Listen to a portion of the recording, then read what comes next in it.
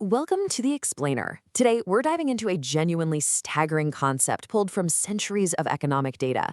We're talking about a historically accurate 18.6-year real estate cycle that predicts a massive landscape-altering shift coming right at us in 2026.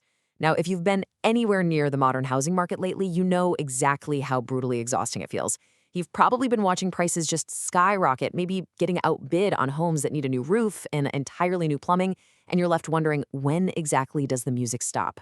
Well, the sources we're unpacking today suggest this isn't just random market chaos. There is a literal mathematical rhythm to the madness, and we are rapidly approaching the edge of a cliff. Okay, let's dive into this. Picture it. It's 1997. The economy is absolutely booming, dial-up internet is king, and honestly, nobody was thinking about a subprime mortgage crisis. But right then, British economist Fred Harrison wrote something incredibly chilling. He stated that the 2008 global financial crisis would be triggered when house prices peaked in 2007. I mean, he called the exact timing of the biggest financial disaster of our lifetime a full decade in advance. And it wasn't a lucky guess, or a premonition, or magic. It was just applied math, based on the incredibly resilient economic cycle that we're about to decode for you today. Here's our roadmap for this explainer. First, we'll uncover the 18-year housing cycle, then dissect the anatomy of the cycle. After that, we'll look at the flashing red warning signs in today's market and impartially weigh the case against a crash. Then we'll connect the dots with stocks, Bitcoin, and inflation before wrapping it all up with the 2026 strategy playbook. Section 1. The 18-year housing cycle. 300 years of predictive history. To really understand where we might be going in 2026, we have to grasp the massive historical context that built this predictive model. And frankly, the sheer mathematical precision of the past is kind of undeniable. We're talking about major housing market peaks and their subsequent crashes happening exactly 18 years apart. It's essentially like clockwork. 1954, 1972, 1990, 2008. When you take that devastating 2008 crash and simply add 18 years, the math points us directly, without hesitation, to 2026. What's totally wild to me is that this isn't just some new internet theory cooked up for social media engagement, right? This is a hidden, structural rhythm backed by centuries of data across multiple renowned economists. Think about Samuel Benner. He wasn't even a Wall Street guy. He was a post-Civil War farmer trying to understand crop cycles, which eventually mapped flawlessly to modern real estate booms. Then in 1933, Homer Hoyt identified this irrefutable 18-year pattern in Chicago land values. Roy Wenslick used that exact same cycle in 1936 to perfectly predict a massive real estate boom right in the middle of the Great Depression. And Fred Harrison, the guy who called 2008, he traced this underlying property cycle all the way back to land sales in the 1600s. We're looking at deeply ingrained human behavior and land economics that just repeats itself over and over again. Section 2, Anatomy of the Cycle, breaking down the 18.6 years. So we know the timeline exists, but let's look under the hood to see how this engine actually ticks. A typical cycle kicks off with a steady 14-year uptrend and recovery phase from the ashes of the last crash. Right in the middle of that run, you generally get a mid-cycle slowdown.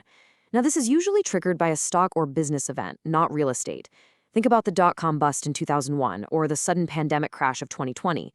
The economy stumbles, people panic, but land values actually hold. After the economy shakes that off, we launch into peak euphoria, known as the winner's curse in years 15 and 16. And finally, the cycle terminates with a severe 2-year market correction and decline. Now that phrase, the winner's curse, is absolutely critical to understand. This represents the final 2 years of the cycle's peak, which our sources map to right now heading into 2026 and 2027. It's called a curse because this intense fear of missing out drives otherwise incredibly intelligent people to use extreme leverage to buy land at the worst possible moment. We're talking about the manic phase, right? Where buyers are bidding $100,000 over asking price, waiving all their inspections, draining their retirement accounts just to get the keys to a house. The most aggressive borrowing happens right before the floor falls out. You win the bidding war, but man, you inherit the curse. Section 3, Flashing Red Warning Signs, what the data shows today. So, if we really are entering this winner's curse phase, what does the hyperlocal microdata look like today? Well, the crucial point is the number 40. According to the data from our sources, 40 years old is the new median age for a first-time homebuyer in 2025. That is up drastically from 33 just a few years ago. First-time buyers now make up the absolute lowest share of the market since tracking began back in 1981. This is a massive flashing red light because we are literally pricing out an entire generation. And the housing market is a chain, right? If millennials and Gen Z can't afford to buy starter homes, the people currently living in starter homes can't sell and upgrade to mid-level homes. When that core entry-level buyer base disappears, demand up the entire chain ultimately collapses. And you know what? We're already seeing the cracks form in real time. In Q3 2025, 51 out of 230 tracked metro areas are already experiencing year-over-year price drops. Reno is down 3.6%, Boulder's down 3.3%, and Tampa is down 2.4%. So while the national media continues to debate whether a future crash will happen, the microdata proves that in over 20% of major U.S. cities, the localized collapse has already begun. And then there's this smoking gun. The home price to GDP ratio currently sits at 162%. Just take a second to let that sink in. This specific staggering level of overvaluation has only happened one other time in modern history, exactly at the 2006 bubble peak, right before the 2008 crash. The structural limits of just how much of our overall economy can be tied up in residential real estate are being severely tested once again. Section 4. The Case Against a Crash. Steel manning the bullish view. Now, to be entirely clear, we are not taking sides here. Our goal on the explainer is just to impartially analyze the source material. And right now, there is a massive tug of war happening in the market data.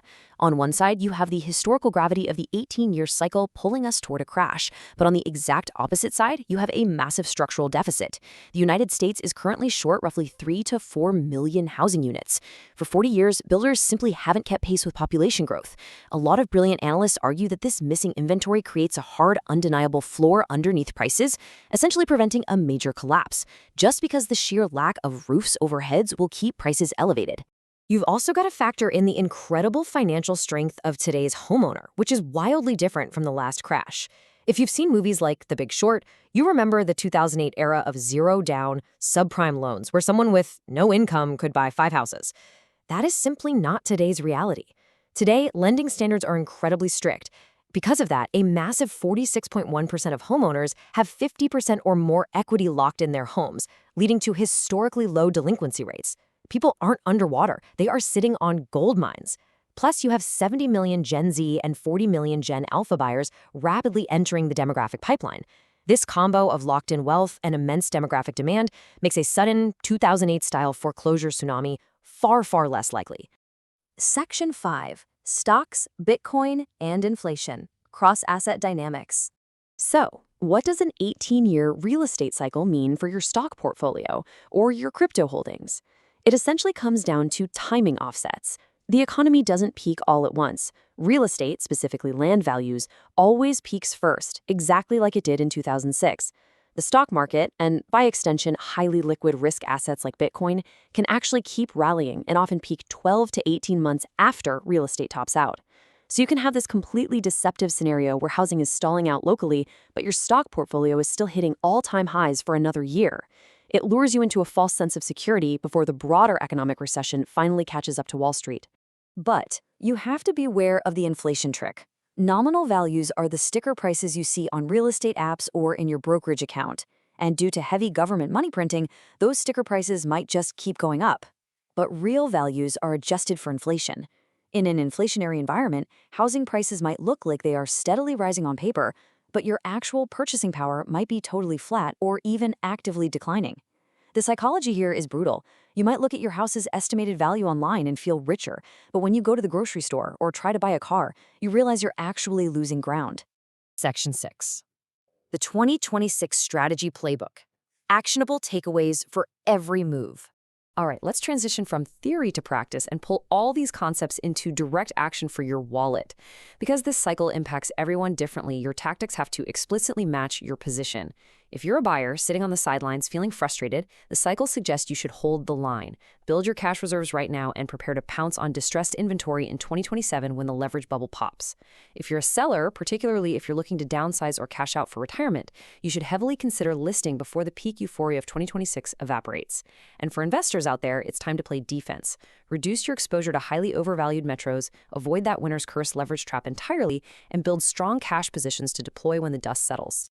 If you want to track this in your own backyard, ignore the loud, confusing national news for a minute and just closely watch this single local metric: 6. When the housing inventory in your specific local market reaches 6 months of supply, it means the market has definitively peaked and shifted from a seller's market to a buyer's market. Period. That is your ultimate, undeniable local indicator that the tide has turned. Which leaves us with this crucial question. Has your local housing market already peaked, or is it still climbing toward that 2026 edge? The 18.6-year cycle has successfully mapped economic shifts for over 3 centuries. And honestly, the warning signs are blinking bright right now. I highly encourage you to pull up your local neighborhood data, check your months of supply, and see exactly where you stand before the cycle turns. Thanks so much for joining me on this explainer, and stay curious.